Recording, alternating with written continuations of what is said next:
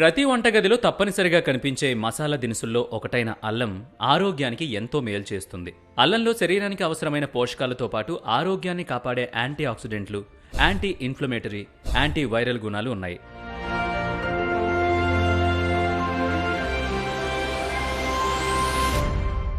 ఈ కారణంగానే నిత్యం తీసుకునే ఆహారంలో అల్లం తప్పనిసరిగా ఉండాల్సిందే.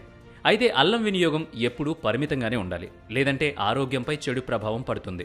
అసలు అధిక మొత్తంలో అల్లం తీసుకుంటే ఏమవుతుంది, ఎలాంటి అనారోగ్య సమస్యలు ఎదురవుతాయో ఇప్పుడు చూద్దాం.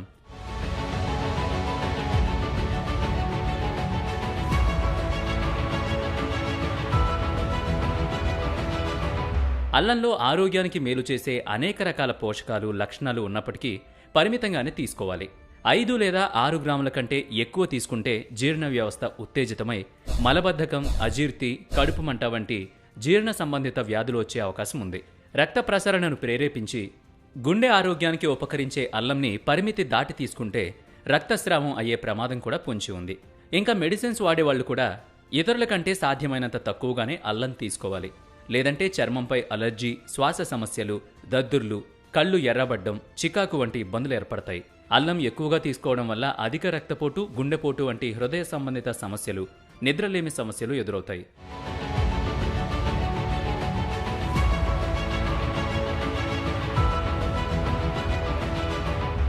డయాబెటిక్ పేషెంట్స్కి అల్లం ప్రయోజనకరమే, కానీ ఎక్కువగా తీసుకుంటే షుగర్ లెవెల్స్ సాధారణ స్థాయి కంటే మరింతగా పడిపోయేందుకు అవకాశం ఉంది. గర్భిణీలు అల్లం విషయంలో మరింత జాగ్రత్తగా ఉండాలి, లేదంటే గర్భస్రావం జరిగే ప్రమాదం ఉంది. ఆహారంలో అల్లం ఎక్కువగా వాడేవాళ్లు ఎప్పటికప్పుడు ఆరోగ్య పరీక్షలు చేయించుకుంటూ వైద్య నిపుణుల సలహాల మేరకు వినియోగించుకోవడం ఉత్తమం. తద్వారా భవిష్యత్తులో ఎలాంటి సమస్యల బారిన పడకుండా సురక్షితంగా ఉండగలుగుతాం.